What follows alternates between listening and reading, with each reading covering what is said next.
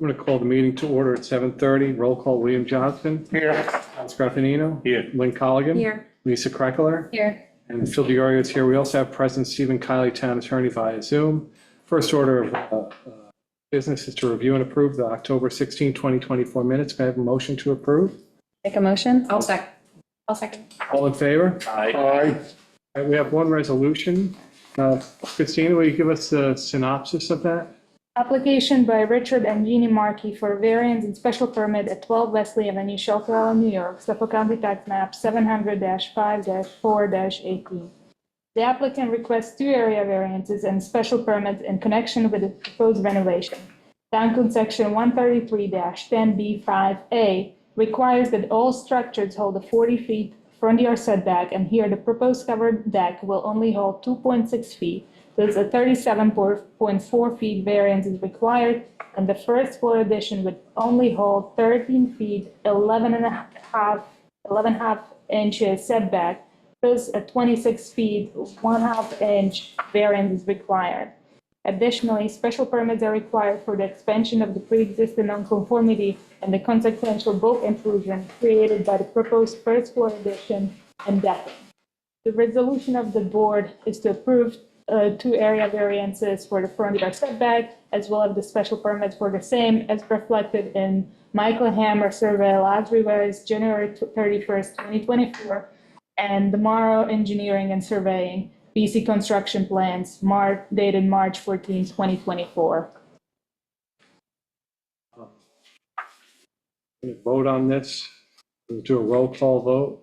Need a motion first. You need a motion first. I'll make a motion to approve the resolution as read. I'll second it. Okay, we'll do a roll call vote. William Johnston. Yes. Thomas Graffinino. Yes. Lynn Colligan. Yes. Lisa Kreckler. Yes. I'll vote yes as well. Okay. We have 4 applications to discuss tonight. We'll see how far we get with them. First off is 135 South Ferry Road, South Ferry Inc. Is there someone here to present for South Ferry? We received a German request. Okay. So we are going to adjourn this until, pulling out the calendar this time. Board discussion on 2 months. I'm just curious how, have they made any progress in, Since July, we haven't received anything.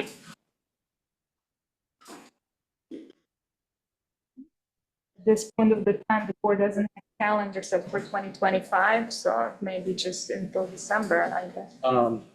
so you want to make it for, can we make it for the 18th of December? I believe our meeting in December are 4 and 11. Yeah, they're early. Okay, so not even as late as the 18th, really? Remember we talked about because we have Christmas. Christmas holiday, So the 4th and the 11th, so then we'll make it for the 11th, 11th. December?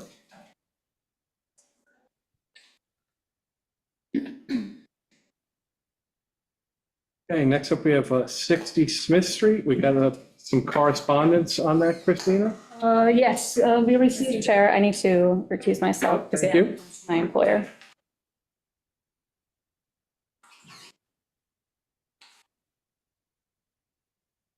correspondence were received from Robert Carpenter, Director of the Long Island Farm Bureau. It was a letter of support. The correspondence was also received from Ted Larson, 17 Bowditch Road.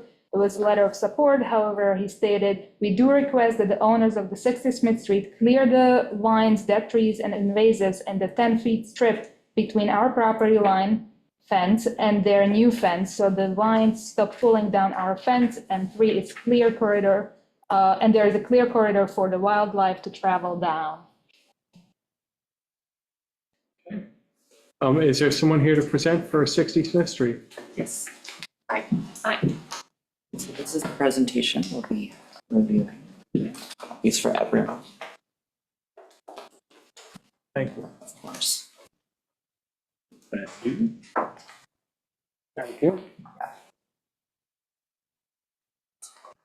Perfect.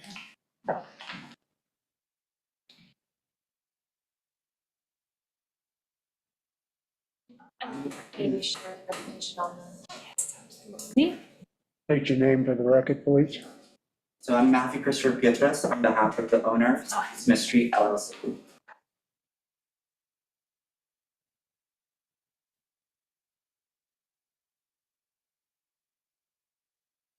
We going through this whole thing here tonight? Didn't we do a lot of this before? Most of it is an appendix. There's 26 slides of all new information.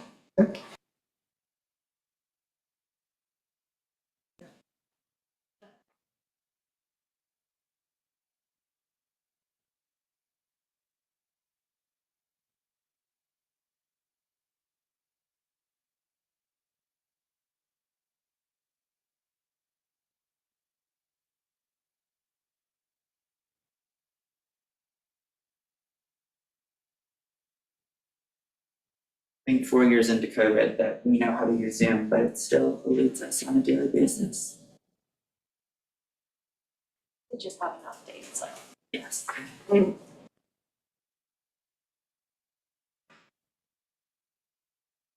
The presentation, I believe I posted it, so.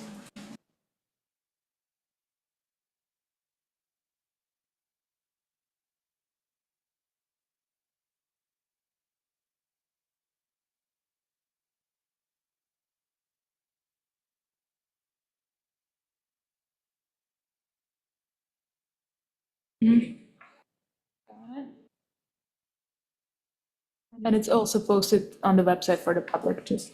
Apparently this would be on. Need to turn off your Yep. speaker. Property. Just don't be nothing.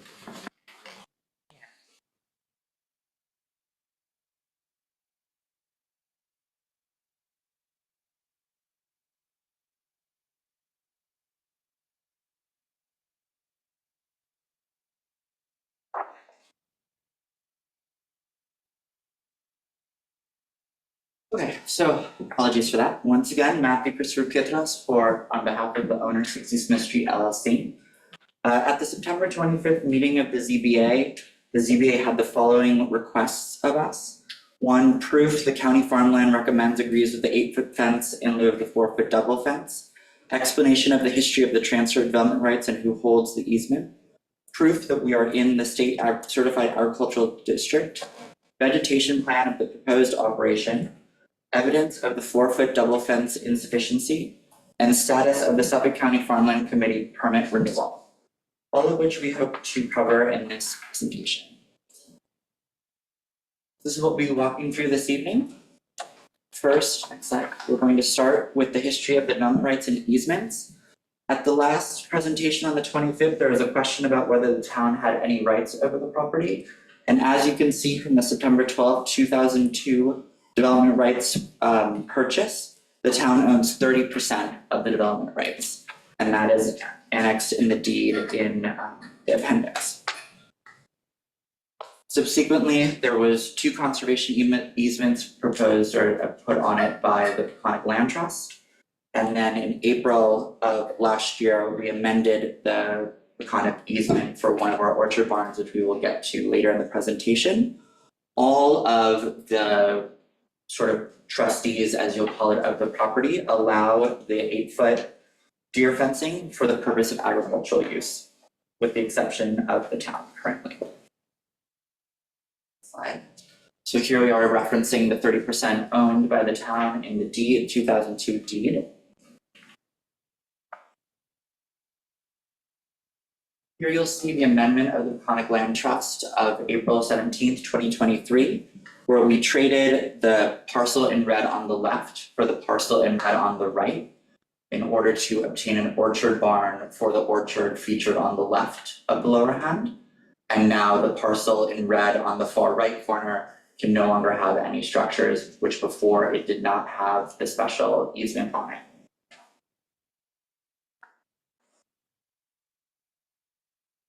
Now we'll move on to the letter from Suffolk County certifying that 60 Smith Street is inclusion in the Agricultural District number 1. The letter is dated October 4th, 2024, and is there for your reference. On this slide, we show that, again, 60 Smith Street is part of the Agricultural District. I also want to take a moment on this slide to reference some of the concern that was raised at the September 25th meeting regarding precedent. If you look at this map, you'll see that there are really only 2 parcels that could be affected of the same similar nature. Whereas there's obviously Sylvester Manor, which has a variety of activity. We are the sole agricultural parcel, the sole privately owned agricultural parcel, and the largest parcel privately owned on Shelter Island. So I would hope that the precedent won't be a concern moving forward after seeing this. Okay, go ahead.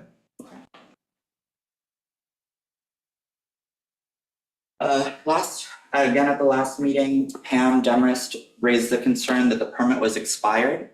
Here we've highlighted that the permit only expires from Suffolk County farmland unless the authorized improvements have not been commenced, which they have.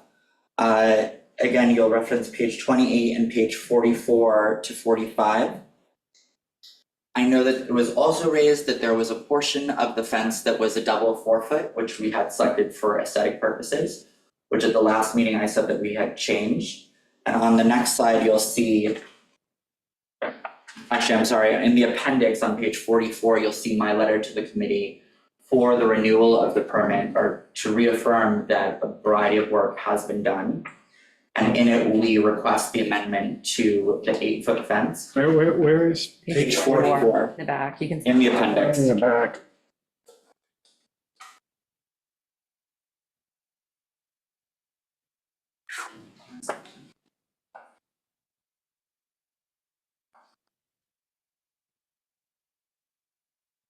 Two, 3, 44. It reads appendix applicant permit extension request to Suffolk County Farmland, October 8th, 2024. Now, so everyone can view it, here we are. So here we outline our improvements to date, which would permit the permit to not have expired.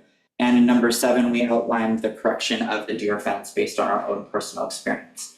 And if you were to go back and look at the minutes from all of our discussions with Suffolk County, they themselves had concern over the 4-foot. And so when we were speaking with Michael Kerr at the Suffolk County Farmland, he thought that this would be a good option, and it will be confirmed in the November 21st meeting.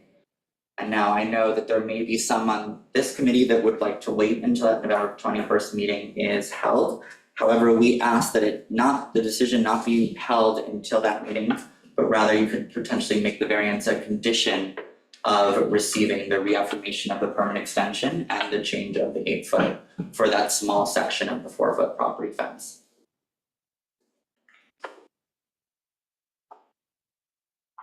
So don't wait for my colleague to go back up in the presentation. So, Yes, please. can you run through for me the things that you have done that show progress there? Sure. So we've done soil rejuvenation. We've obtained permitting for the roads and the curb cut through the town of Shelter Island. We've planted the flower meadow, we've cleared for the orchard, and now we're in the variance application for the fence.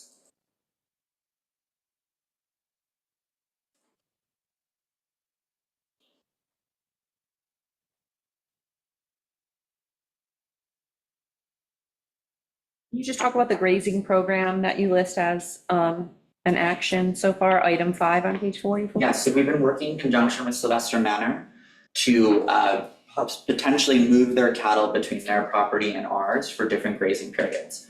So the action has been the discussion with Sylvester Manor and the plan to start that next year, should all else go well. And the building permit that you have is for a curb cut? Curb cut and roads.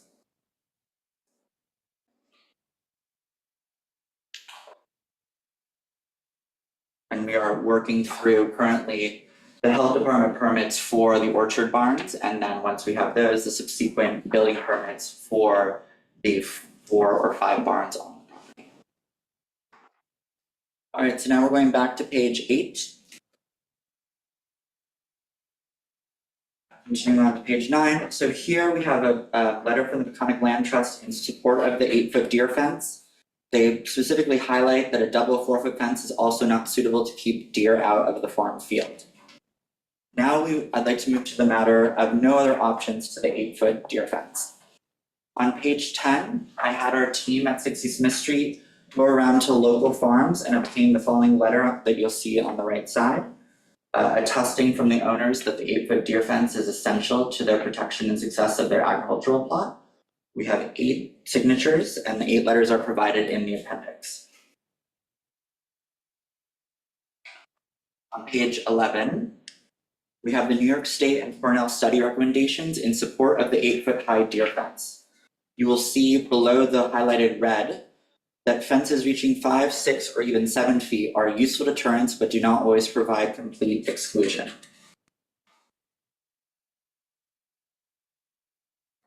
On page 12 from the National Resource Conservation Service deer fencing, you see what is recommended by their design, and it is, again, the 8-foot deer fence, and is outlined there, which we are mirroring, plan to mirror on the property.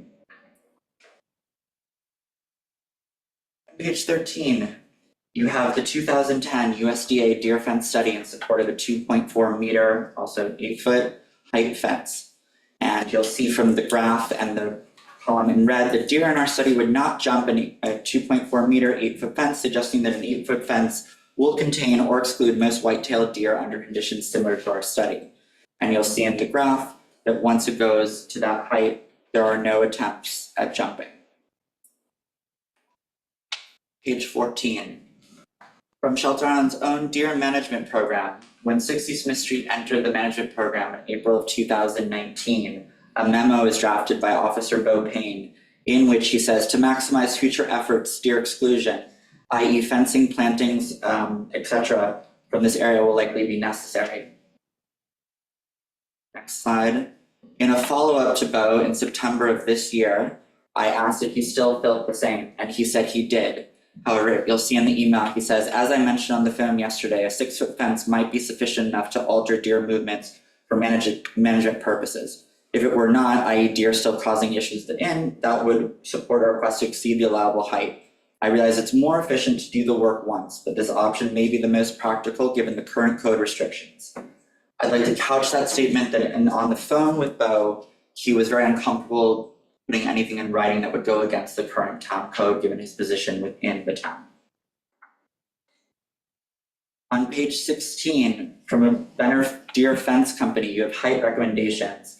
Listed in red, 8 feet high works well in wide open areas of grass and fields, which is exactly what 60 Smith Street is. 7 foot works very well in wooded and landscaped areas. 5 to 6 feet high works well for garden enclosures of about 100 to 150 total feet and smaller enclosures. And finally, on page 17, we have from the North Carolina Wildlife Resource Commission that a deer-proof fence would need to be 8 feet or taller and constructed of strong, impenetrable material like welded wire or chain link to be effective long-term. That's highlighted in red.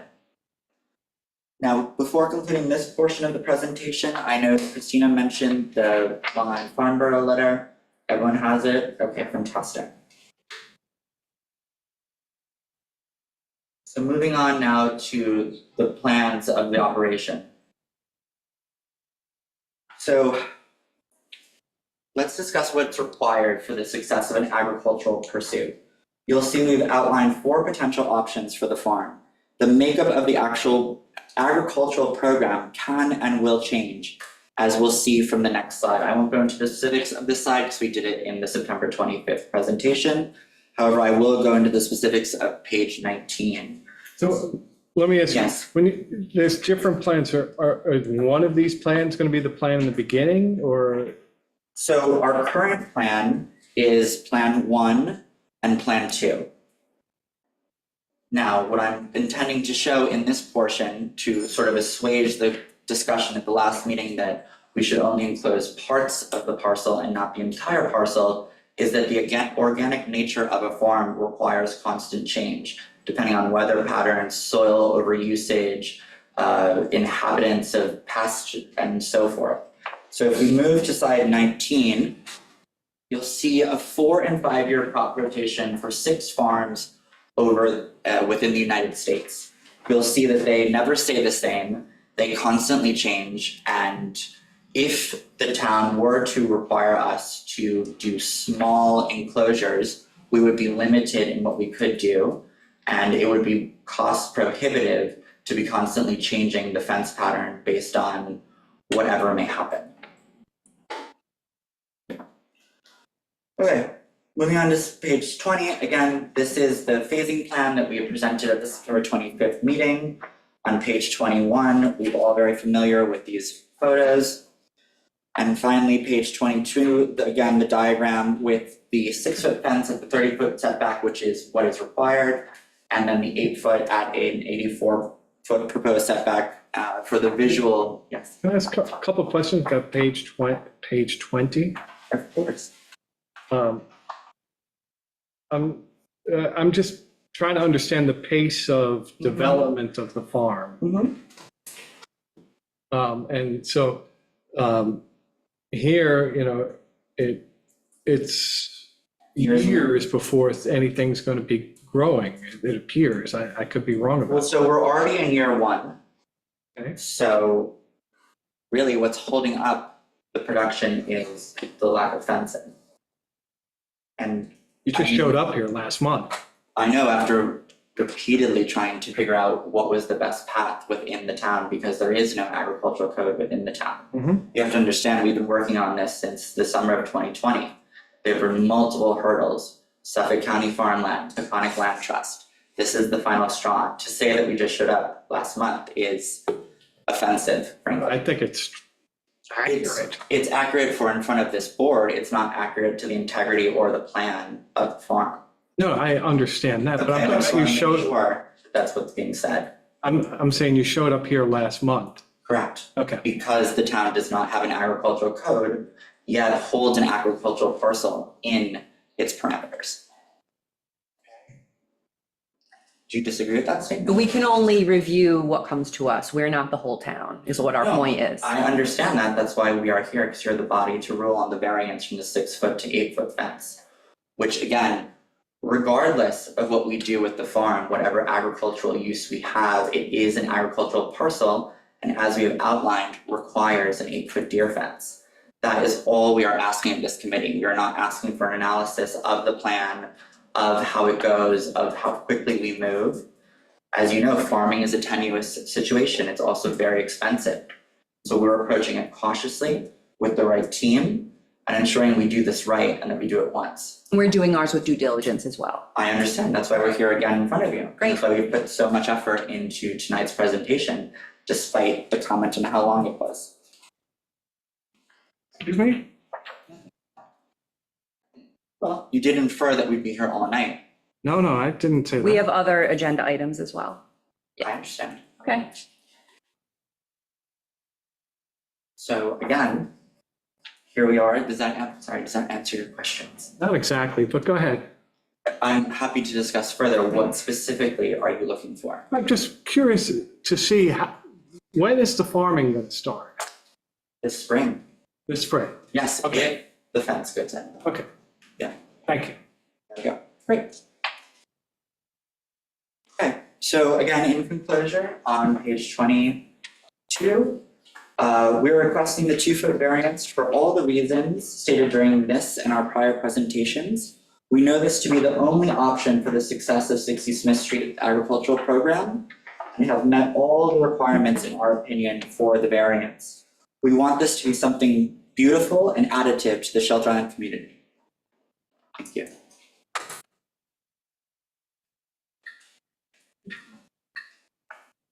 Anybody else wish to weigh in here? Yeah, please. Please just stand up and state your name, sir. My name is Pete Dandridge, and I have some handouts for you all.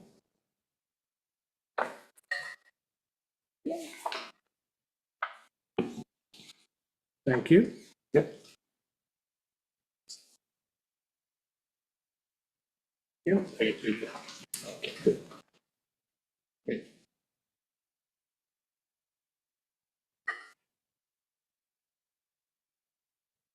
Good evening. Sorry not to be able to attend the meeting tonight. Pete Dandridge has agreed to read my short statement.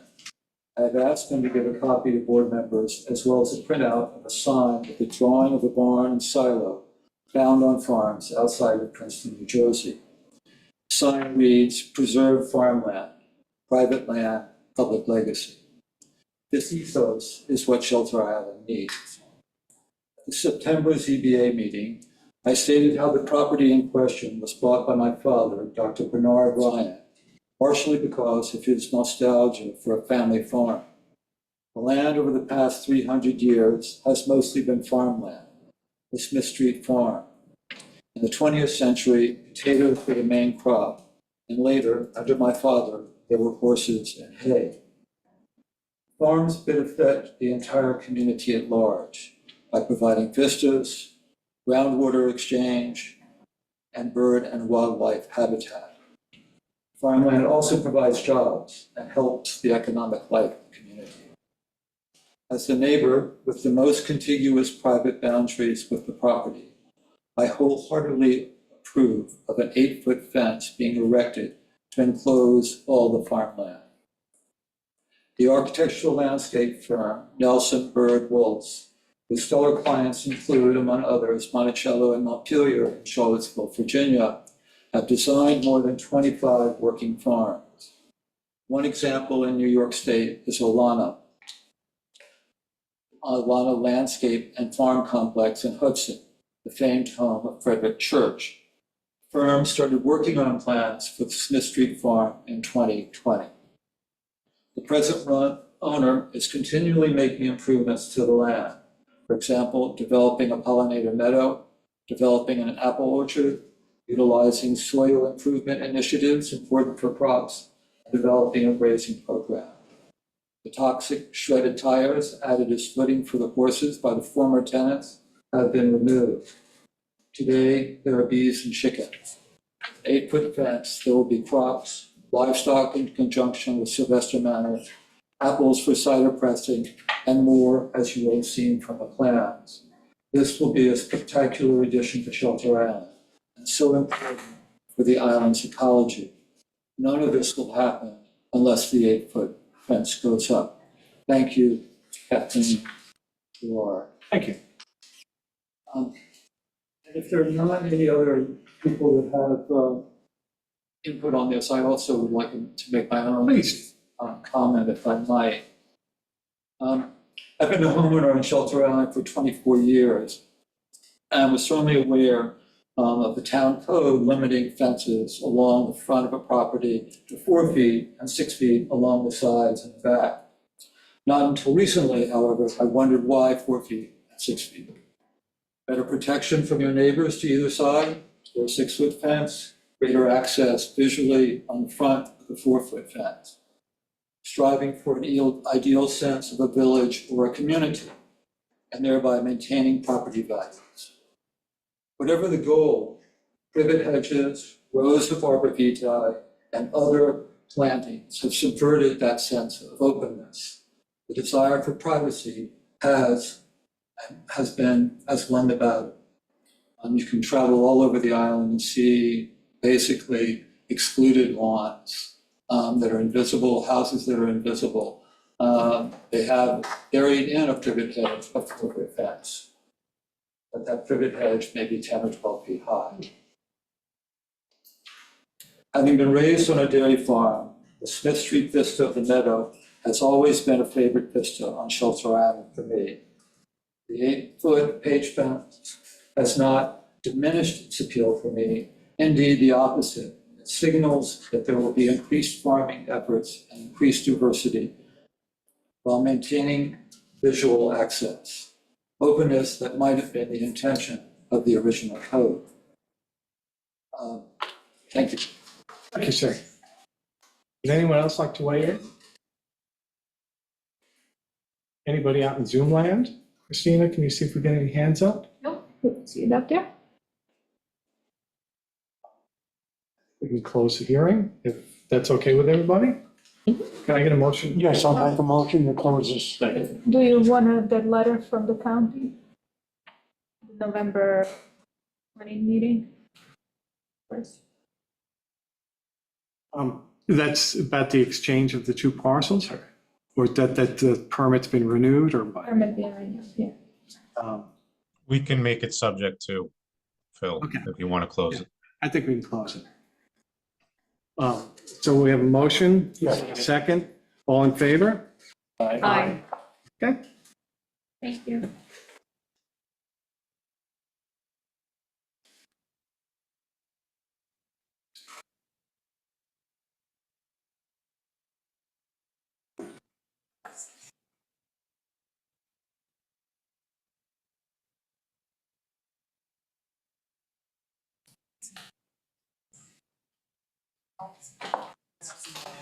Okay, give you a minute. All right, it's the first boat off the island tomorrow. Pardon? I'm trying to catch the first boat. You got a flight? No, I'm gonna drive. The silver one. Okay.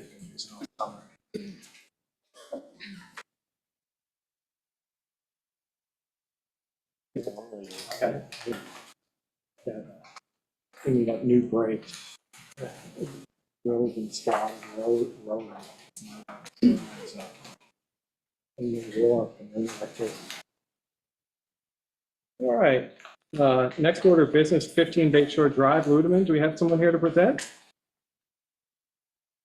We had some correspondence we received from the applicant and then memorandum from Grassi Consulting. Okay, And we do have our consultant on as well. okay. So I don't know how we want to proceed here. Is Matt Sherman going to do some presenting for Ludeman, or are we going to the consultant, or what are we doing here? Steven? Well, excuse me, Matt Sherman, Sherman Consulting, here for the Ludemans. I can go over the same information we went over last time. I really don't have anything to add to that. The only new information at this point is that we are still working on the secret review and getting the final FEAF to your consultant for her review and her recommendations. So I think that we're still in a little bit of a holding pattern as far as the continued discussion with the board. Okay, and I'd love to get some input from our consultant here who has taken a look at what was submitted. Sure. We had made a recommendation. Now, please state your name for the record. Thank you. Kim Gennaro from PW Grosser Consulting. We initially reviewed the application back in August, and we had some recommendations, particularly for the applicant to file a full Part 1 EAF. That full Part 1 EAF was filed on October 18th. The initial short EAF was prepared by Matt Sherman. The full EAF was prepared by another consultant, Mark Terry. I did review that EAF. I presented a memo to the board, which can also be provided to the applicant with a number of comments. The biggest comment was that the full EAF was written for the prior project scope back in 2023. The project scope now includes the demolition and reconstruction of the home, and the EAF was written for a minor renovation. So several of the responses in the EAF need to be modified. And also the second major component, there appears to be a new pool dewatering well, which was not part of the original ZBA application, and it's not on the original Sherman engineering plans.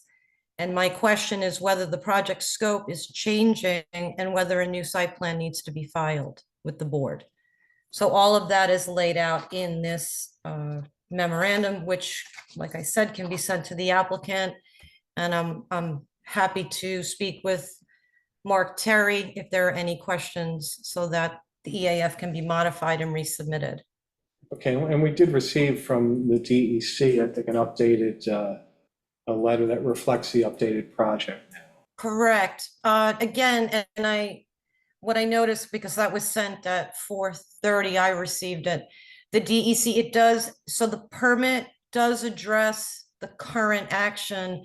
But again, this new pool dewatering well that's proposed for installation is not on the DEC plan as well. So I'm not sure what this new component is.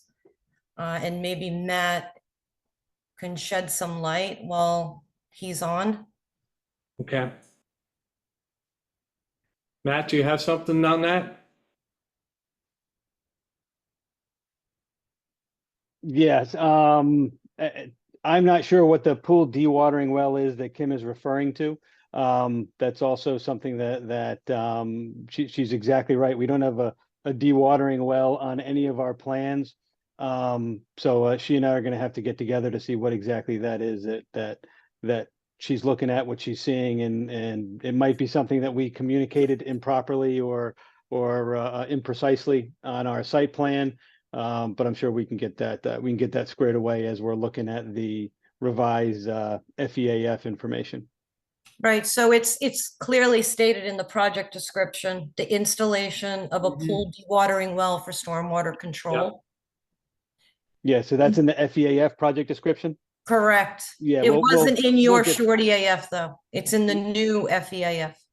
Okay, yeah, we'll get that squared away. Yeah, Okay. There's just some confusion between myself and the other consultant.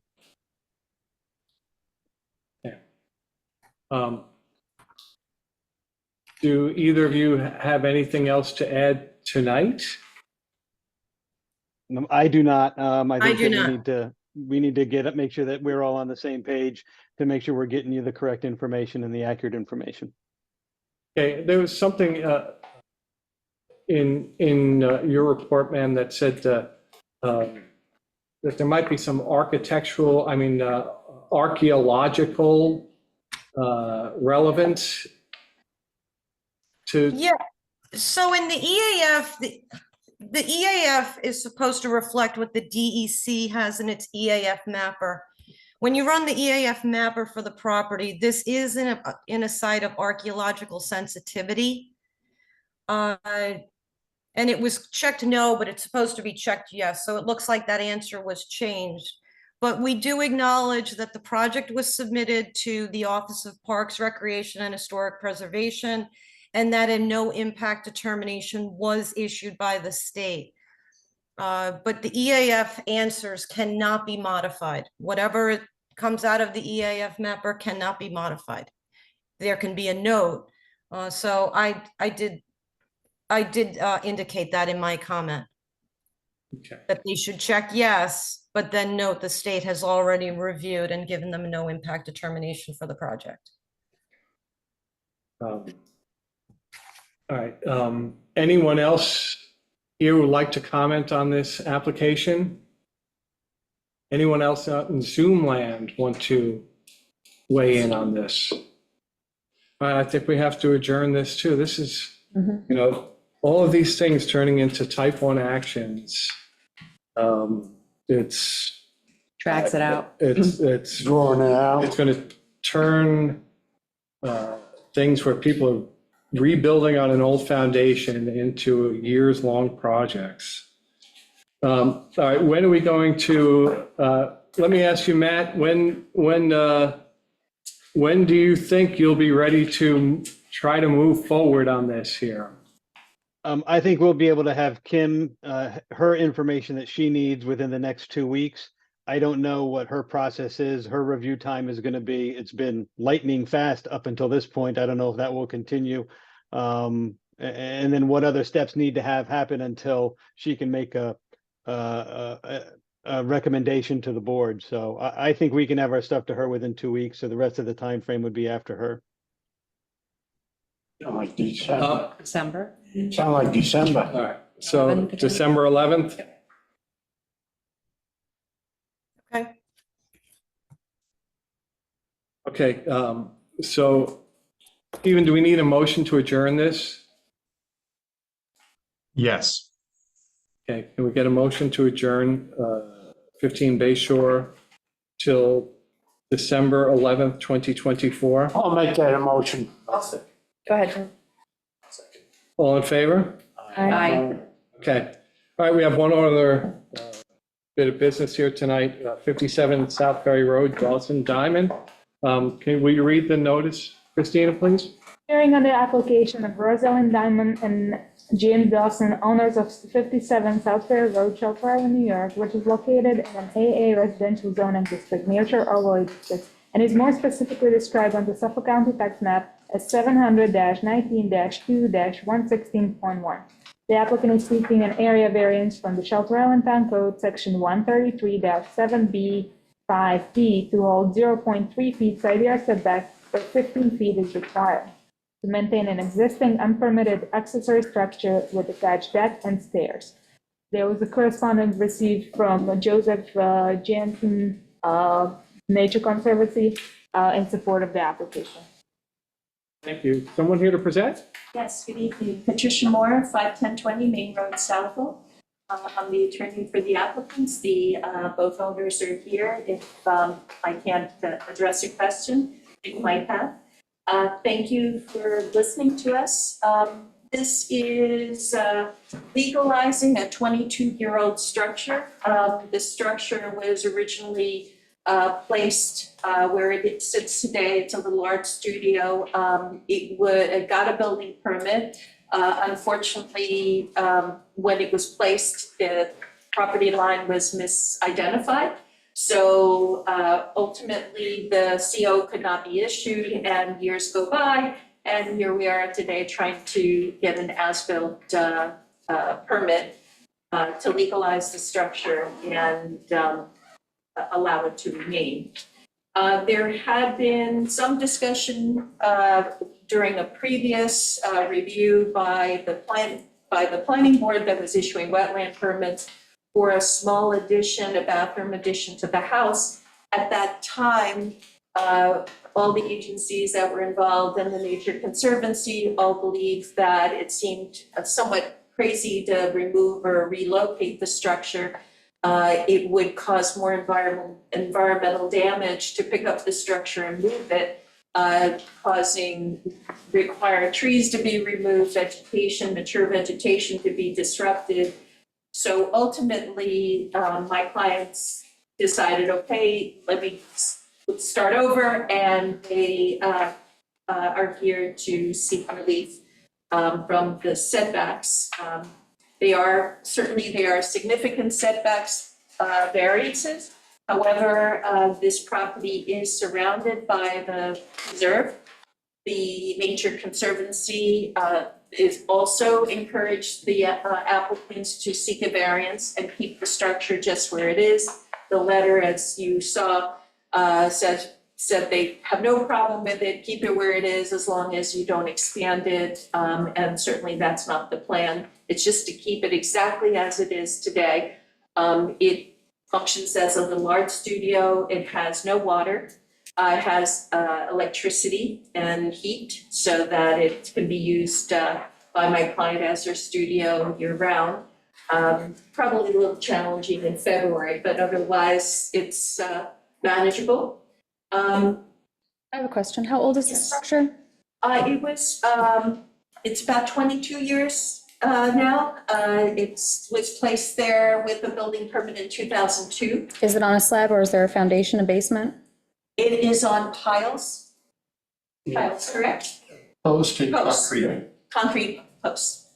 Do you know the status of the foundation? Is it in good state? Yes, I have the clients have it inspected and reviewed by an architect to make sure that we don't go through this whole process and then find out that to legalize it through the building department, that it would be either extremely expensive or just a futile process. So yes, it's been inspected, it's fine. There will be a need to make it conform with the state code, of the state building code, which would be anchors, mostly hurricane strapping. That's about the only code change that would be applicable here.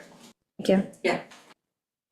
Can you just tell us how it came to be that it was incorrectly placed? Well, my client pleads the fifth, no. Yes. I can answer it. You need to stand up if. Would you like it to hear from my client directly? You want to stand up and just state your name? That'll be great. Sure. Thank you. I'm James Dawson. You have to go something. I'm James Dawson. My wife and I own the property, and when we moved here in 1991, right before 9/11, April 9/11. Not 1991, 2001. I'm sorry, 2001, right before 9/11. We wanted to build a shed for Ross to work in, and I went through the process. I think it was Billy Banks at the time who helped me get started. And then I placed the structure too close to the property line, away in a spot that was more appropriate for it than somewhere else. And it was a mistake, and we've since apologized for that, and that's the reason we're here. Thank you, it just helps to. And in 2002, I noticed that there was a note on the building permit. It says that it's open, it says it's non-conforming location. Shed must be moved if it hasn't been already. That was February 22nd, 2002. And nothing's. Life goes on, and at that point, it had already been placed, the electricity was there. It would have entailed a significant investment to pick it up and relocate it. So ultimately, the decision was, we'll get to it, and it's time to get to it. So here we are, so.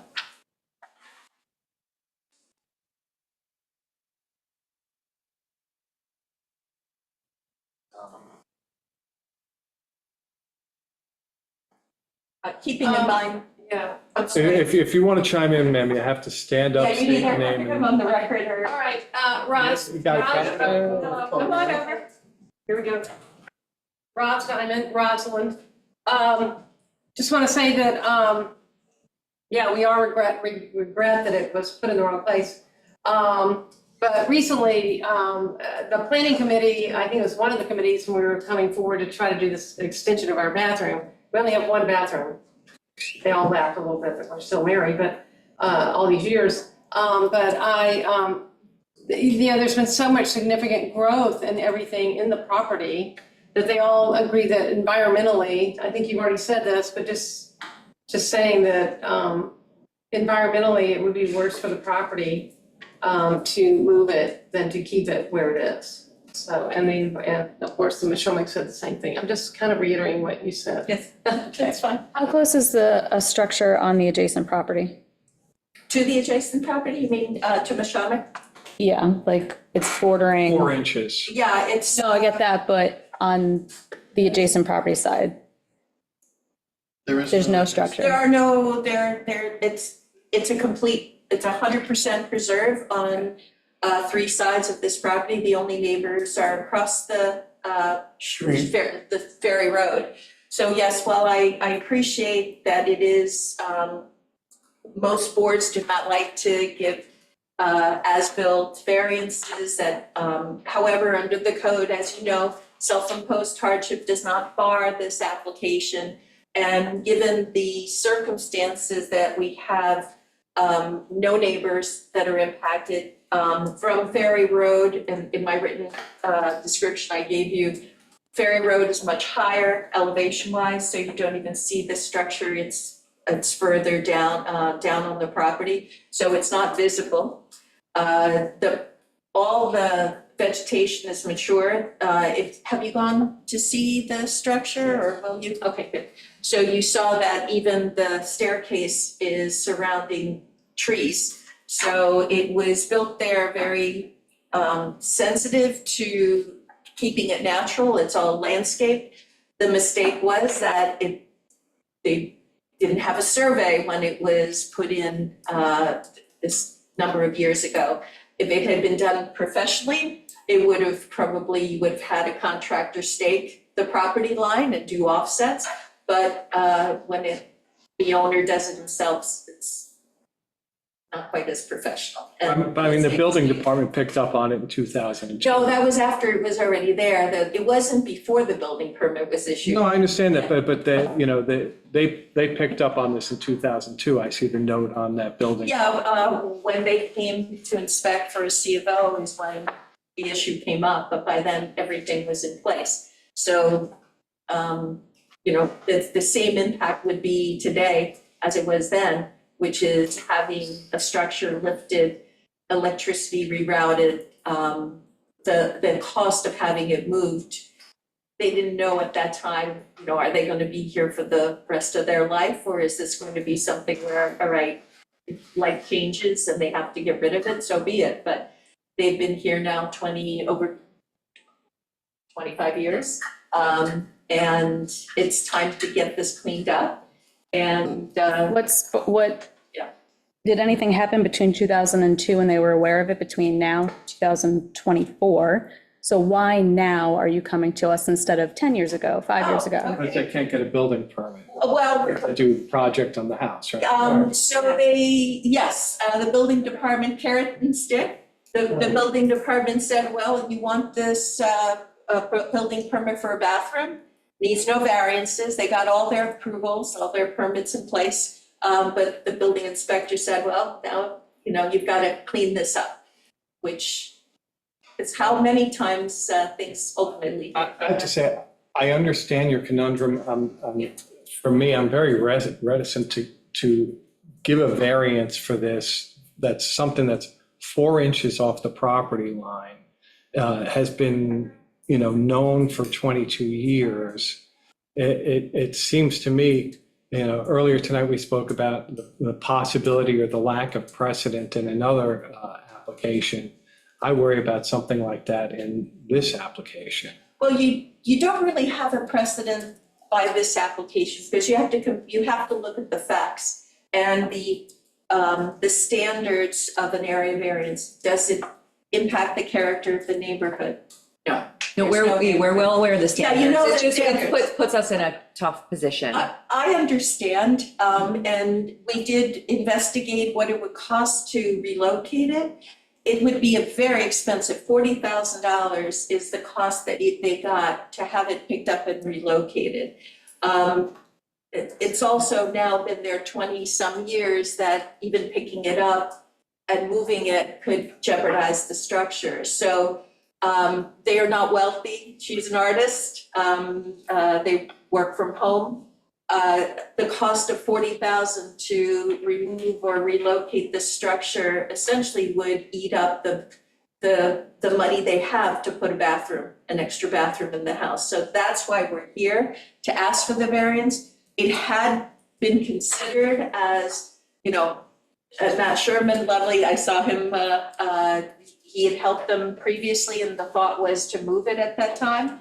But really, when you weigh the impact on the neighborhood, again, not precedent setting in the sense that we are adjacent to a preserve. So we have no neighbors, and whether it's 15 feet from the property line or 5 feet from the property line, the neighbor is We understand there's no that. neighbor. Yeah, I mean, the encouragement came from the planning board wetland permit process I and think from maybe the they were- Ashwaubenon. I think maybe the planning board just wanted to kick it over here. And as it stands right now, there's just electric to that building? There's Correct. no water, No water, no, there's no sanitary, no water. So it's costly to move as a structure, but it's not causing environmental harm. Yeah, I personally would like to just talk to the planning board about this and just see if they have any actual input that they want to submit in writing to us. I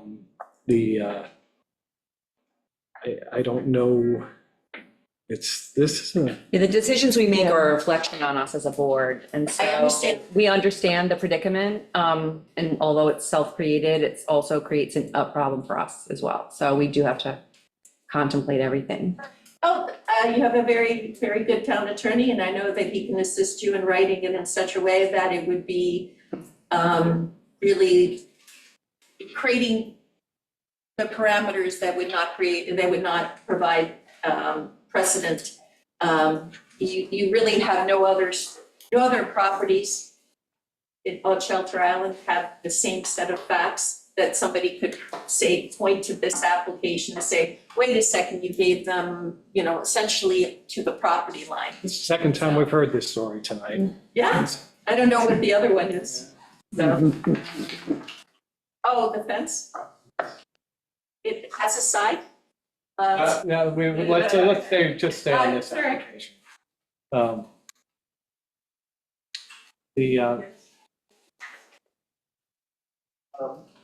Is there any something else you other can add, or? questions? If either of you want to speak, you just kind of come up.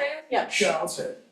So my wife and I just wanted to point out that as Gotta get up. You gotta come here James, because they and- have- I'm sorry, Phil.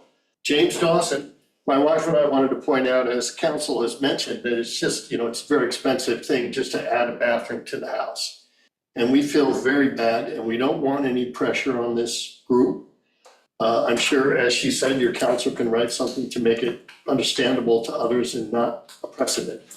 But to not have to move that structure means that we can afford to put the bathroom in, and the additional benefit of a brand-new septic system on our property.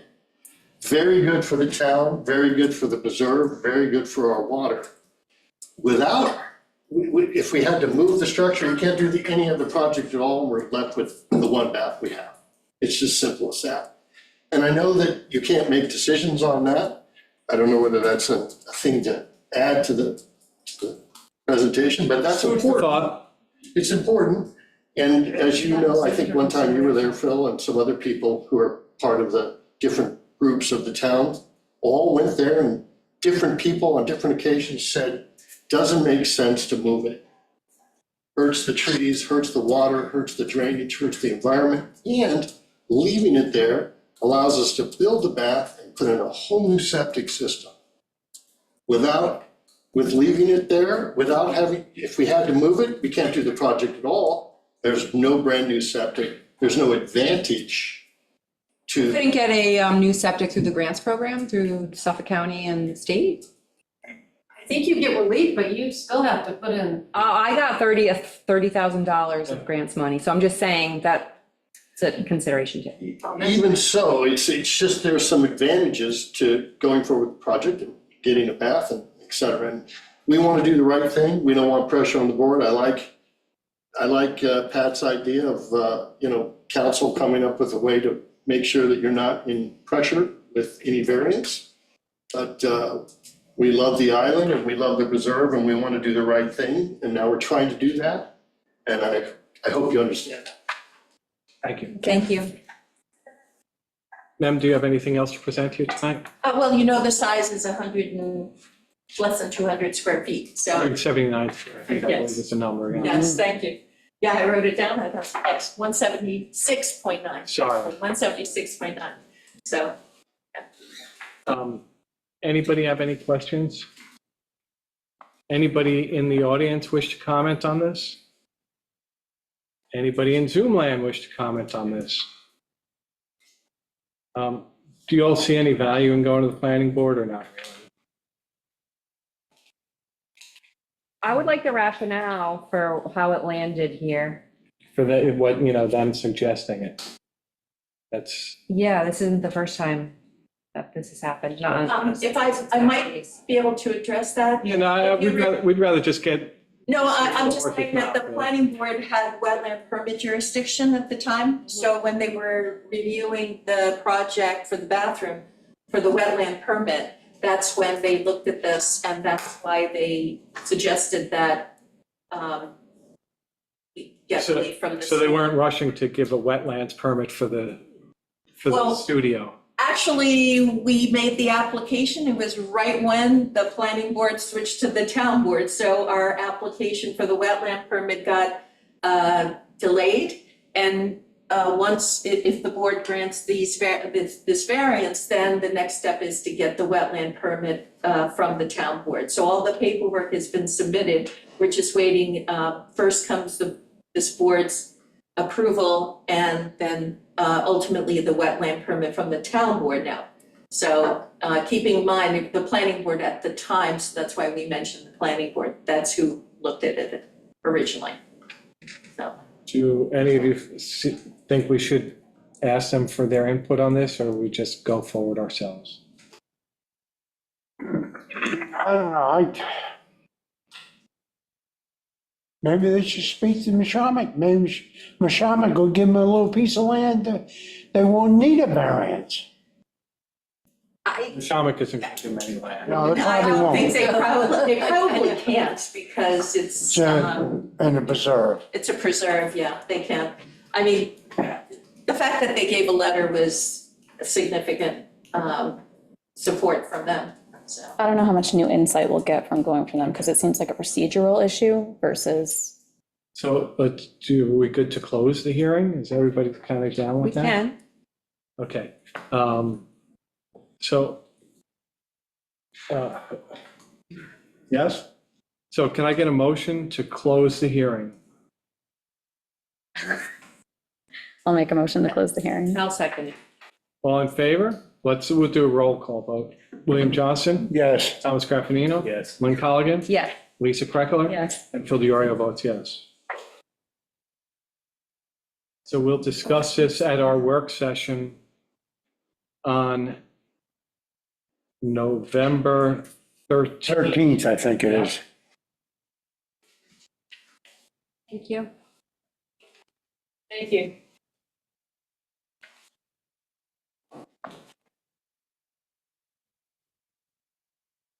Okay.